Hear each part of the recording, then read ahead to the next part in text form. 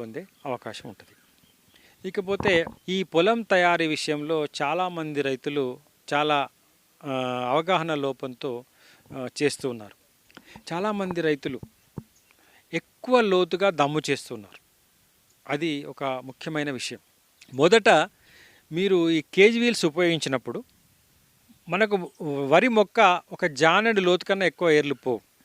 కానీ రైతులు ఈ కేజ్ వీల్స్ ఉపయోగించి నీళ్లు పెట్టి దాదాపు ఒక మూరెడు ఆ పైన అంటే కొన్ని సందర్భాల్లో 2 మూరల లోతు వరకు కూడా ఈ కేజ్ వీల్స్ వెళ్తూ ఉన్నాయి. మనకు అవసరం ఉన్నది ఒక జానెడు మందము పొలము తయారీ అంటే దమ్ము మెత్తగా ఉన్నట్లయితే వరికి సరిపోతుంది. ఎక్కువ లోతు దమ్ము చేయడం వల్ల ఏం జరుగుతుంది అంటే ముఖ్యంగా మనం వర్షాకాలంలో వర్షం పడి పైనున్న ఉప్పు అంతా కిందికి వెళ్ళిపోతుంది అన్నమాట. ఆ కింది లేయర్స్లో మనకు ఈ చౌడు అంటే ఉప్పు. సో ఈ చౌడు అనేది కింది లేయర్స్లో ఉన్న చౌడు మీరు లోతుగా దమ్ము చేసినప్పుడు నీళ్లు పెట్టి దమ్ము చేస్తారు కాబట్టి ఆ నీళ్ళల్లో కరిగి సాయిల్ ఏమో సెటిల్ అయిపోతుంది, నీళ్ళు పైకి వస్తాయి కాబట్టి ఆ నీళ్ళతో పాటు అడుగున ఉన్న ఆ చౌడు ఉప్పు పైకి వస్తుంది.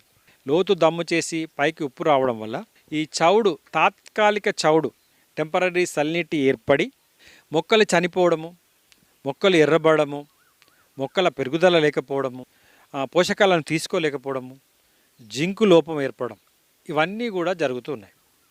కాబట్టి సాధ్యమైనంత వరకు మీరు పొలాన్ని ఎక్కువ లోతు దమ్ము చేయకుండా కేజ్ వీల్స్ మానేసి 4 వీల్ డ్రైవ్ కలిగిన ట్రాక్టర్ రోటోవేటర్తో ఈ మధ్యకాలంలో వరికి ప్రత్యేకంగా రోటో పడ్లర్ అని తర్వాత షార్ప్ బ్లేడ్స్తోని రోటోవేటర్స్ వచ్చాయి.